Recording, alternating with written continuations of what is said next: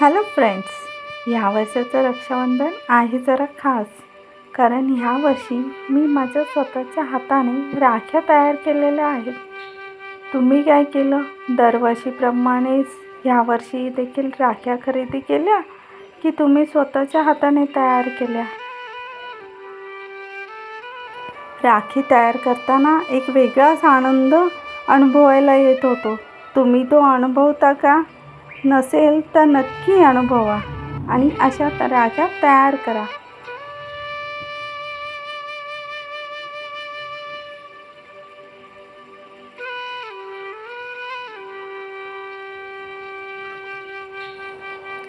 तुम्हाला ही राखी कशी वाटते?